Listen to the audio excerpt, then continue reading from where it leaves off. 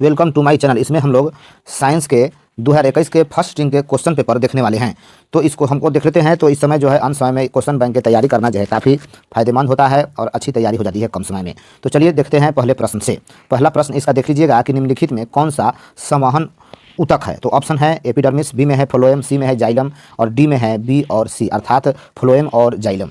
तो बताइए इसका क्या आंसर होगा। देखिएगा तेजी में फास्ट रिवीजन करा रहे हैं आप लोगों को, एकदम कम समय में जो है अच्छी खासी तैयारी आपकी हो जाएगी। तो देखिए इसके राइट आंसर जो हो जाएगा डी नंबर ऑप्शन सही हो जाएंगे। तो संवहन ऊतक जो है जाइलम और फ्लोएम दोनों को कहा जाता है। अगला क्वेश्चन हो जाएगा हम लोग का प्रोटोजोआ। अगला क्वेश्चन है प्रोटोजोआ जो है उत्सर्जी पदार्थों का निष्कासन कैसे करते हैं। ऑप्शन ए में है परासरण द्वारा, बी में है विसरण द्वारा, सी में है अवशोषण द्वारा और डी में है निष्कासन द्वारा। तो इसके जो आंसर हो जाएंगे क्या हो जाएंगे, विसरण द्वारा हो जाएंगे। विसरण अर्थात डिफ्यूजन मेथड से जो है प्रोटोजोआ जो भी सूक्ष्म जीव है या अमीबा हो गया, ये सब जो है विसरण विधि से ही अपने उत्सर्जी पदार्थों का निष्कासन करते हैं। अगला क्वेश्चन देख लेंगे हम लोग अब। अगला क्वेश्चन है कि मनुष्य की सबसे बड़ी ग्रंथि कौन है। तो तीसरा क्वेश्चन देखिए, मनुष्य की सबसे बड़ी ग्रंथि कौन है। तो इसका जो राइट आंसर हो जाएगा क्या हो जाएगा, यकृत। तो मनुष्य की सबसे बड़ी ग्रंथि अर्थात यकृत, जिसे लीवर भी बोला जाता है। पीत जो है यकृत का ही भाग होता है। पीत जो है यकृत से लगा हुआ होता है। पीत एक क्षारीय द्रव है। आप साथ साथ इसको भी ध्यान रखेंगे। अगला क्वेश्चन है 4 नंबर कि शरीर का संतुलन बनाए रखता है कौन। शरीर का संतुलन कौन बनाए रखता है। ऑप्शन में है सेरिबेलम, बी में है क्रेनियम, सी में है मस्तिष्क स्टेम और डी में है सेरिब्रम। तो देखिएगा इसके जो राइट आंसर हो जाएंगे ऑप्शन नंबर ए सही हो जाएंगे, सेरिबेलम। तो शरीर के संतुलन को बनाए रखने में सेरिबेलम काफी सहायक होते हैं। इसकी वजह से शरीर जो है बैलेंस रहता है। और ये सेरिब्रम जो हो गया, बुद्धि एवं चतुराई का केंद्र जो है सेरिब्रम को बनाया जाता है। तो पूछेगा आपसे कि शरीर में जो है मस्तिष्क का बुद्धि एवं चतुराई का केंद्र किसे माना जाता है, तो सेरिब्रम को माना है। जबकि शरीर का संतुलन बनाए रखने में मदद जो है रखता है कौन, उस सेरिबेलम होता है। अगला क्वेश्चन है किशोरा अवस्था में होने वाले शारीरिक परिवर्तन के क्या कारण है। ऑप्शन है टेस्टोस्टेरोन, एस्ट्रोजन या थायरॉक्सिन या ए और बी। देखिएगा इसके जो राइट आंसर हो जाएंगे डी नंबर ऑप्शन सही हो जाएंगे। ये देखिए टेस्टोस्टेरोन और एस्ट्रोजन जो है लिंग हार्मोन है। और तो इसी के वजह से जो है शरीर में बहुत सारी शारीरिक क्रियाएं, बहुत सारी शारीरिक परिवर्तन जो है होता है। और तो राइट आंसर जो है आपका डी होगा, टेस्टोस्टेरोन और एस्ट्रोजन दोनों। अगला क्वेश्चन हम लोग देख लेंगे। अगला क्वेश्चन है कि मानव हृदय कितने कोष्ठक होते हैं। मानव हृदय में कितने कोष्ठक अर्थात चैम्बर होते हैं। तो देखिएगा मानव हृदय में जो है 4 कोष्ठक होते हैं। अगला क्वेश्चन है कि रक्त क्या है। तो रक्त जो है तरल संयोजी ऊतक है। तो राइट आंसर क्या हो गया, ए होगा सही। ध्यान से सुनते रहिए, एकदम डिवीजन फुल हो जाएगा आपका। अगला क्वेश्चन आ गया कि जीन शब्द किसने प्रस्तुत किया। तो ऑप्शन है मेंडल, बी में है डार्विन, सी में है जोहानसन और डी में है लाइमार्क। तो इसका राइट आंसर हो जाएगा जोहानसन हो जाएगा। तो जीन शब्द की खोज जो है जोहानसन ने किया था। राइट आंसर सी होगा। अगला क्वेश्चन है कि तैलीय कागज होता है क्या। तैलीय कागज पारदर्शक, अपारदर्शक, पारभाषक की कोई नहीं। देखिएगा तेल लगा कागज से जो है प्रकाश का कुछ अंश पार करता है, कंप्लीट पूरा नहीं। अतः जो है यह जो है पारभाषक पदार्थ हो जाएगा। तो राइट आंसर क्या हो जाएगा आपका, सी हो जाएगा। पारदर्शक वे होते हैं जिसे प्रकाश पार कर जाते हैं, और जैसे कि आपका ग्लास हो गया इस तरह निर्वात हो जाएगा इस तरह का। या और अपारदर्शक वे होते हैं जिसे प्रकाश पार नहीं करते, जैसे दीवार हो गया। अपारभाषक मतलब प्रकाश का कुछ अंश पार करता है। अतः जो आपके आंसर सी सही है। अगला क्वेश्चन आ गया कि लेंस द्वारा उत्पन्न आवर्धन की एसआई यूनिट क्या होती है। तो आवर्धन जो है, आवर्धन का और अपवर्तनांक का ध्यान दीजिएगा, कोई मात्रक नहीं होता, वही यूनिट लेस होता है। अतः आपका राइट आंसर डी होगा, मात्रक विहीन हो जाएगा। तो लेंस द्वारा जो है आवर्धन के जो है एसआई मात्रक जो है मात्रक विहीन हो जाएगा। अगला क्वेश्चन है कि प्रकाश का चल विभिन्न माध्यमों में क्या होता है, भिन्न भिन्न होता है। निर्वात में अलग, हवा में अलग, पानी में अलग, ग्लास में अलग, तो सब में अलग अलग भिन्न भिन्न आपका आंसर हो जाएगा। बी नंबर आंसर सही हो जाएगा। अगला क्वेश्चन आ गया कि वायु में प्रकाश की चाल निर्वात की अपेक्षा क्या होती है। तो वायु में जो है प्रकाश की चाल निर्वात की अपेक्षा जो है लगभग यह तो समान होती है। तो आप जो है इसको सी नंबर ऑप्शन ध्यान रखेंगे। अगला क्वेश्चन देख लेते हैं हम लोग। हाँ, लेंस में जो है मुख्य फोकस क्या होता है। लेंस में मुख्य फोकस जो है 2 होता है। क्या होता है, 2 होता है। कोई भी लेंस हो, उत्तल लेंस हो या अवतल लेंस हो, उसमें मुख्य फोकस की संख्या कितनी होती है, 2 होता है। अगला क्वेश्चन, विद्युत का अच्छा चालक कौन है। दिए गए ऑप्शन के हिसाब से जो है विद्युत का सबसे अच्छा चालक जो है चांदी होता है, जो ऑप्शन में भी दे दिया है। तो आपका जो है चांदी हो जाएगा। अगला क्वेश्चन है कि शुष्क सेल में ऋण इलेक्ट्रोड बना होता है किस पर। ऋण इलेक्ट्रोड बना होता है किस और नहीं, किस चीज़ का। शुष्क सेल में जो है ऋण इलेक्ट्रोड बना होता है किसका। ऑप्शन है तांबा, जस्ता, कार्बन और एक ऑप्शन क्या है आपका, इनमें से कोई नहीं। तो देखिए इसके राइट आंसर हो जाएंगे सी नंबर ऑप्शन सही है, जस्ता का। शुष्क सेल में सूखा बैटरी में जो है ऋण इलेक्ट्रोड जो है जस्ता का बना होता है। अगला क्वेश्चन की तरफ हम लोग बढ़ेंगे। अगला क्वेश्चन आ गया हम लोग का 16 नंबर। देखिए यहाँ से थोड़ा धुंधला है, कोई दिक्कत नहीं, दिख जाएगा। 1 जूल का मान कितना होता है। 1 जूल का मान कितना होता है। देखिएगा 1 जूल का मान जो है 0. यहाँ से हम लोग रुक जाइए। हाँ, तो 1 जूल का मान जो है 0.24 कैलोरी होता है। अगला क्वेश्चन है कि बुझा हुआ चूना कौन है। बुझा हुआ चूना का फार्मूला पूछा जा रहा है। तो इसका जो है CaOH2 हो जाएगा, CaOH2। अगला क्वेश्चन है कि निम्न में कौन भस्म नहीं है। कौन भस्म नहीं है, चलिए साइड कर देते हैं पहले। हाँ, निम्न में कौन भस्म नहीं है अर्थात क्षारक नहीं है, क्षारक। तो देखिएगा इसमें क्षारक की बात किया जा रहा है, कौन नहीं है। तो क्वेश्चन होना चाहिए था है। अगर भस्म की बात कीजिएगा तो ये भी भस्म नहीं है, ये भी भस्म नहीं है और ये भी भस्म नहीं है, सिर्फ भस्म ये है। तो क्वेश्चन जो है अगर होता कि कौन भस्म है तो आंसर आपका क्या हो जाता है, सी। ये क्वेश्चन डाउटेबल है। ऐसे क्वेश्चन को से मतलब बचना चाहिए बनाने से। अगला क्वेश्चन आ गया आपका कि जस्ता का अयस्क है क्या। जस्ता का अयस्क बताना है। ऑप्शन में है सीने बार, बी में है जिंक ब्लेंड, सी में है बॉक्साइड और डी में है सोडियम क्लोराइड। बताइए, देखिएगा इसका आंसर हो जाएगा, क्या हो जाएगा, जिंक ब्लेंड होता है। पारा का जो है अयस्क सीने बार है, या सीने पारा का अयस्क क्या होता है, सीने पारा का अयस्क जो है सीने बार है। यहाँ जो है जस्ता पूछ रहा है, तो जस्ता का अयस्क जो होता है जिंक ब्लेंड होता है, जबकि एल्युमिनियम का मुख्य अयस्क जो है कौन होता है, बॉक्साइड होता है। तो राइट आंसर क्या हो जाएगा आपका, बी, याद रखिएगा। अगला क्वेश्चन है सिलिकॉन क्या है। तो सिलिकॉन जो होता है एक क्या होता है, उपधातु होता है। तो राइट आंसर क्या हो जाएगा, सी हो जाएगा। 20 का आंसर क्या हो गया, सी। सिलिकॉन एक उपधातु है, याद रखेंगे। अगला क्वेश्चन हम लोग देख लेते हैं। अगला क्वेश्चन है कि एल्कोहल में कौन सा तत्व उपस्थित नहीं है एल्कोहल में। तो यहाँ देखिएगा अल्कोहल का जो फंक्शनल ग्रुप होता है बॉन्ड OH होता है, ये फंक्शनल ग्रुप हो गया। अगर इसमें आप कार्बन दे देते हैं, यह जुड़ जाएगा, ये मेथेन एथेन के संग है, C2H5 बॉन्ड OH।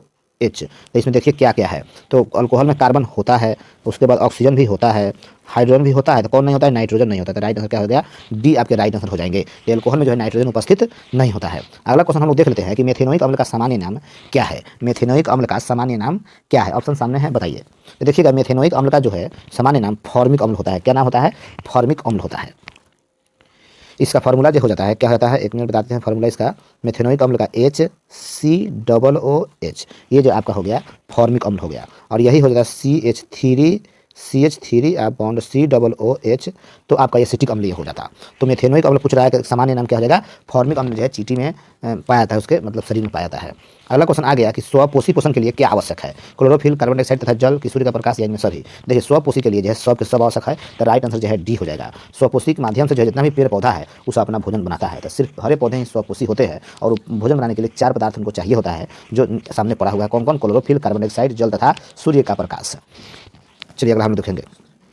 अगला क्वेश्चन आ गया हम लोग का, मैग्नीशियम पाया जाता है। मैग्नीशियम किसमें पाया जाता है। तो देखिएगा मैग्नीशियम जो है क्लोरोफिल में पाया जाता है। क्वेश्चन पूछता है कि मैग्नीशियम धातु का परमाणु किसमें पाया जाता है, या क्लोरोफिल में किस धातु का परमाणु पाया जाता है। तो वो आपका हो जाएगा, क्या हो जाएगा, क्लोरोफिल या मैग्नीशियम, जैसे भी हो आप याद रखेंगे इसको।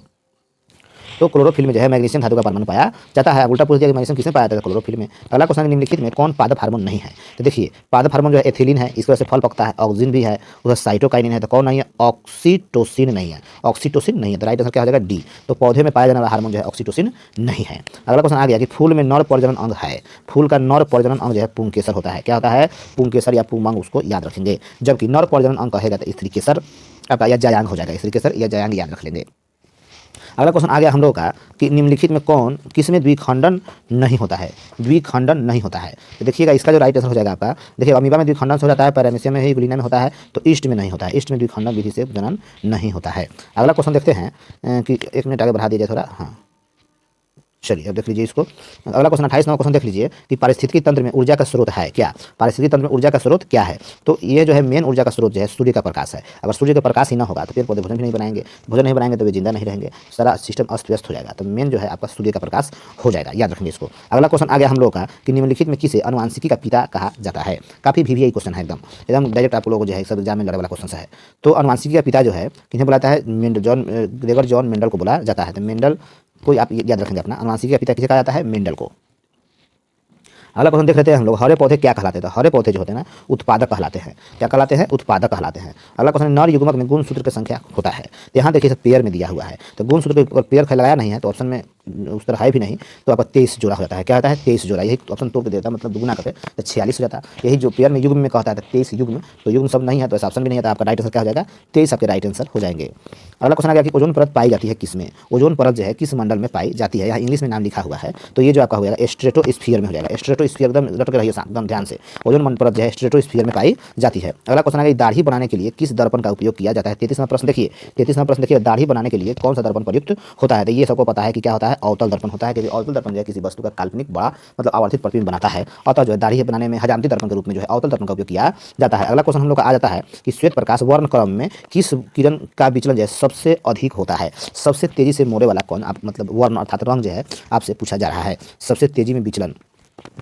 तो देखिए सबसे अधिक विचलन जो है आपका बैगनी के हो जाएगा। किसका हो जाएगा, बैगनी का, इसलिए इसका वेवलेंथ जो है सबसे कम होता है। वेवलेंथ सबसे कम होता है, तो जिसका वेवलेंथ मतलब तरंगदैर्घ्य जिसका सबसे अधिक होता है उसका वेवलेंथ जो है मतलब विचलन कम होता है, और जिसका जो है विचलन अधिक है उसका तरंगदैर्घ्य का होगा, कम होगा। अगला क्वेश्चन आ जाता है कि समतल दर्पण की फोकस दूरी होती है कितना। तो याद रखिए समतल दर्पण की फोकस दूरी जो है अनंत होती है, अनंत। बहुत VVI क्वेश्चन है, समतल दर्पण की फोकस दूरी कितनी होती है, अनंत होती है। अगला क्वेश्चन हम लोग का आ जाता है, अगला क्वेश्चन अवतल दर्पण के सामने वस्तु को कहाँ रखा जाए जिससे प्रतिबिंब उल्टा, वास्तविक और समान जो है आकार का बन सके। समान आकार का बन सके। तो ये जो है आपका पोजीशन आप चाहे तो फिगर बना के भी चेक कर सकते हैं। तो ये आपको हो जाएगा वक्रता केंद्र पर। वक्रता केंद्र पर जब वस्तु को रखेंगे तो उसका प्रतिबिंब अवतल दर्पण द्वारा जो बनागा वो उल्टा होगा तो वास्तविक भी हो जाएगा और ये समान आकार के होते हैं। चलिए अगला क्वेश्चन हम लोग देख लेते हैं। अगला क्वेश्चन है कि तारे के टिमटिमाने का क्या कारण है। तारे के टिमटिमाने का क्या कारण है? तो ये जो इसका जो है वायुमंडलीय अपवर्तन हो जाएगा। तारे क्यों टिमटिमाते हैं? तो वायुमंडलीय अपवर्तन के कारण टिमटिमाते हैं। अगला क्वेश्चन देखेंगे कि मानव नेत्र के लिए दृष्टि का स्थायित्व कितना होता है, यानी जब नेत्र जो है किसी वस्तु को देखता है तो उसका इमेज जो है, इमेज का जो असर है उसके आंख पर कितना देर रहता है। तो इसके जो राइट आंसर हो जाएंगे 1/10 हो जाएगा। क्या हो जाएगा? 1/10। आगे चलिए कहेंगे अगला क्वेश्चन आगे देखिए। था 39वां क्वेश्चन है कि उत्तल दर्पण से बना काल्पनिक प्रतिबिंब होता है क्या? देखिएगा उत्तल दर्पण जो है हमेशा सीधा और काल्पनिक छोटा प्रतिबिंब बनाता है। तो ये जो आपका हो जाएगा सीधा एवं ह्रास्य। ह्रासित मतलब होता है छोटा, ह्रासित मतलब होता है छोटा होता है, सीधा तक होना ही है, सीधा हो गया तो काल्पनिक होबे करेगा। तो उत्तल दर्पण से हमेशा जो है प्रतिबिंब हमको बनते हैं सीधा, काल्पनिक और छोटा, छोटा मतलब ह्रासित। अगला क्वेश्चन आ गया हम लोग का अवतल दर्पण का आवर्धन अर्थात मैग्निफिकेशन एम का बराबर होता है किसके बराबर होता है देखना है आपको। तो देखिए ये फॉर्मूला डायरेक्ट हो गया, एम बराबर जो होता है क्या होता है V/U होता है। तो दिए गए ऑप्शन के हिसाब से आपका ऑप्शन नंबर ये सही हो जाएगा। अगला क्वेश्चन है कि 1 माइक्रो एम्पियर कितने के बराबर होता है? 1 माइक्रो एम्पियर आपसे पूछा जा रहा है। तो इसके जो आंसर हो जाएंगे क्या हो जाएंगे? 10 के पावर -3 हो जाएगा। माइक्रो है 1 मिनट मिली, माइक्रो जो है आपका ये नहीं, ये होगा माइक्रो 10 के पावर क्या हो जाएगा? -6 होगा। तो राइट आंसर जो है डी याद रखिए। अगला क्वेश्चन है डीजल का उपयोग किया जाता है किस में? भारी वाहन में, रेल इंजन में, विद्युत उत्पादन में या फिर इनमें सभी होगा। तो देखिए इसके राइट आंसर हो जाएंगे इनमें सभी हो जाएंगे। तो डीजल का उपयोग जो है सब में किया जाता है। अगला क्वेश्चन आ गया कि सौर सेल, 1 मिनट, हाँ, सौर सेल और ऊर्जा का रूपांतरित, मतलब सौर सेल और ऊर्जा को रूपांतरित करते हैं किस में? तो सौर सेल जो होता है वह प्रकाश ऊर्जा में जो है चेंज करने का काम करती है। तो प्रकाश कैसे बनेगा? बिजली बनेगा तब ना, तब प्रकाश चलाइएगा। तो सौर में जो है मेन रूप से जो है वह ऊर्जा को क्या करता है? बिजली बना देता है। बिजली जब बन जाता है तो आप प्रकाश चलाइए, खाना बनाइए, जो कीजिए। तो 43 का राइट आंसर जो है डी हो जाएगा। क्या हो जाएगा आपका? सौर ऊर्जा जो है ऊर्जा को रूपांतरित करता है विद्युत ऊर्जा में। अगला क्वेश्चन है सोना की परमाणु संख्या कितनी होती है? सोना की परमाणु संख्या जो आपको याद रखना चाहिए 79 होता है, जिसका संकेत जो है ऑरम होता है AU होता है इसका संकेत सोना का। क्वेश्चन अगला हम लोग का है कि निम्न में कौन ऑक्सीकरण की क्रिया नहीं है? ऑक्सीकरण की क्रिया नहीं है। देखिए तो दहन में ऑक्सीजन जरूरी पड़ता है तो ऑक्सीकरण हो गया, श्वसन में भी ऑक्सीकरण हो गया, भोजन का पचन ऑक्सीकरण क्रिया है। तो आपका अवक्षेपण जो है ऑक्सीकरण की क्रिया नहीं होगी। इसमें जो है ऐसा कुछ स्थिति नहीं है। इसमें जो है बेकार रिएक्शन में जो पदार्थ बचता है उस चीज़ को बाहर कर दिया जाता है, उसी को अवक्षेप बोलते हैं। तो वह अभिक्रिया जो है अवक्षेपण कहलाती है। अतः इसमें अवक्षेपण आपका ऑक्सीकरण नहीं होगा। अगला क्वेश्चन आता है कि ऑक्सीजन की संयोजकता कितनी होती है? तो ऑक्सीजन की संयोजकता ऐसा वैलेंसी जो हो जाएगा आपको कितना हो जाएगा याद रखिएगा। इसका वैलेंसी जो है 2 होता है। क्या होता है? वैलेंसी 2 होता है, इसलिए इसका चार्ज भी होता है -2 होता है।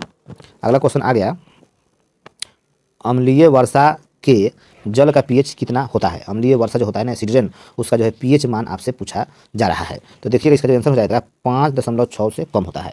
अम्लीय वर्षा के लिए जल का पीएच होता है वो 5.6 से कम होता है। अगला क्वेश्चन चींटी के डंक में कौन सा अम्ल पाया जाता है? तो चींटी के डंक में जो है मिथेनोइक अम्ल पाया जाता है, जिसकी वजह से जो है हम लोग को दर्द भी महसूस होता है। अगला क्वेश्चन आ गया कि विद्युत चुंबक बनाने के लिए किस पदार्थ के छड़ का उपयोग होता है? तो विद्युत चुंबक बनाने के लिए जो है वह जो है नरम लोहा आपका यूज होता है। क्या हो जाएगा? नरम लोहा का। अगला क्वेश्चन आता है हम लोग का कि जब किसी चालक तार से विद्युत धारा प्रवाहित की जाती है तो गतिशील कण क्या होता है? तो गतिशील कण आपका क्या हो जाएगा? आपका यहाँ से देख लीजिए, हाँ, वह जो होता है इलेक्ट्रॉन होता है। तो तारों से जो है जब कोई धारा प्रवाहित होती है तो उसमें जो दौड़ने वाला कण हो गया, गतिशील कण जो है इलेक्ट्रॉन ही होता है। अगला है कि ओम का नियम है, ओम का नियम इनमें कौन है? तो आप समीकरण आपको पता होगा तो उसे भी बना सकते हैं। तो ओम का नियम जो है यहाँ देख लीजिए, जैसे I समानुपाती V होता है तो I बराबर कर दीजिएगा V/R। तो V निकालिएगा तो कोना कहीं IR गुना कर लीजिएगा तो राइट आंसर क्या हो गया? A सही है। V बराबर IR, V बराबर क्या हो जाएगा? IR सही है। ओम का नियम है यह। अगला क्वेश्चन देख लीजिए। अगला क्वेश्चन है कि विभवांतर का ऐसे मात्रक क्या होता है? तो विभवांतर का SI मात्रक जो है वोल्ट होता है, या विभव का भी ऐसे मात्रक कहे तो वोल्ट ही कहिएगा। अगला है कि A मीटर अर्थात A मीटर का प्रतिरोध होता है। A मीटर का प्रतिरोध जो है क्या होता है? छोटा होता है, बड़ा होता है, या फिर बहुत छोटा होता है, इनमें से कोई नहीं हो जाएगा। तो देखिए इसके राइट आंसर हो जाएंगे A मीटर का जो प्रतिरोध होता है बहुत कम होता है, इसे जो है विद्युत धारा मापा जाता है। A मीटर से क्या मापते हैं? विद्युत धारा मापते हैं। इसको जो है श्रेणी क्रम में जोड़ा जाता है। किस क्रम में? श्रेणी क्रम में। अगला क्वेश्चन आ जाता है कि विद्युत बल्ब का फिलामेंट निम्न में किस धातु का बना होता है? तो विद्युत बल्ब का जो फिलामेंट होता है काफ़ी इंपॉर्टेंट क्वेश्चन है, वह जो टंगस्टन धातु का बना होता है। किस धातु का? टंगस्टन धातु का बना होता है। अगला क्वेश्चन रियोस्टेट का उद्देश्य क्या होता है? अच्छा, रिएस्टर है, रेसिस्टेंस टाइप से है। तो इसका जो हो जाएगा आंसर आपको धारा के परिमाण में वृद्धि या कमी यह जो है करता है, रिओस्टेट है, रिओस्टेट। अगला क्वेश्चन आ जाता है आप लोगों का कि विद्युत आवेश का SI मात्रक क्या है? अच्छा, सब क्वेश्चन थोड़ा बनाना है एग्जाम में जी, कोई डाउटेबल हो तो छोड़ेंगे। आपको अपना 40 से मतलब है, 80 में 40 क्वेश्चन ही बनाएंगे एकदम खाँटी 100% जो सही हो जाए। किसी प्रकार का डाउट हो उसको छोड़ेंगे आप। तो इस प्रकार से आप सही नंबर उठाना है। तो किसी प्रकार का डाउट हो तो उस क्वेश्चन को छोड़ते चलेंगे अपना। अगला क्वेश्चन आगे कि विद्युत आवेश का ऐसा ही मतलब क्या है। ऐसे क्वेश्चन डाउट नहीं है, 56 नंबर देखिए कोई डाउट नहीं है इसमें। विद्युत आवेश का ऐसा ही मतलब क्या हो जाएगा आपका कूलॉम होता है। तो ऐसे क्वेश्चन बनाएंगे ना। अगला क्वेश्चन आगे कि ऐसे तत्व जो इलेक्ट्रॉन को त्याग कर धनायन बनाते हैं, क्या बनाते हैं, धनायन। धनायन जो है वो क्या कहलाते हैं, तो आपको हो जाए धातु अर्थात मेटल होते हैं। कौन होते हैं, मेटल जो है धनात्मक आयन बनाते हैं, जबकि नॉन मेटल अर्थात उपधातु जो है ऋणात्मक आयन बनाते हैं। तो याद रखिएगा धनात्मक आयन कौन बनाते हैं, धातु, धनात्मक धातु। अगला क्वेश्चन होता है कि लोहा पर जिंक लेपित करने की क्रिया को क्या कहते हैं। तो ये जो है आपका गैल्वेनिकरण हो गया या जस्तीकरण हो जाएगा। तो ऑप्शन दिया है आपका गैल्वेनिकरण। तो लोहा पर जब जिंक की लेयर चढ़ाई जाती है जंग से बचाने के लिए, उस प्रक्रिया को गैल्वेनिकरण या जस्तीकरण बोला जाता है। अगला क्वेश्चन आ जाता है हम लोग का कि निम्न में कौन सहसंयोजी यौगिक है। सहसंयोजी का मतलब हो गया चार्ज के मतलब इलेक्ट्रॉन शेयर करने से, इलेक्ट्रॉन शेयर करने से जो है नहीं, सहसंयोजी मतलब कोवैलेंट बॉन्ड कर रहा है, साझा से पार्टनरशिप ही हो गया। सहसंयोजी मतलब होता है आयनिक होता है, उसको जो है वैद्युत संयोजी बुलाता है जो इलेक्ट्रॉन को शेयर करने से बनता है, देने से या लेने से। लेकिन यहाँ सहसंयोजी है, इसमें पार्टनरशिप ही से बनता है। तो आपको जो है इसमें चार्ज वाला है, ये चार्ज वाला है, ये चार्ज वाला है, तो ये चार्ज वाला नहीं है। तो आपका सी आंसर सही हो जाएगा। मीथेन जो होता है सहसंयोजी यौगिक होता है, जिसका फॉर्मूला जो है आपका ऐसे होता है, चारों हाइड्रोजन बैठ जाता है, इसमें 4 को सहसंयोजी बंधन होता है।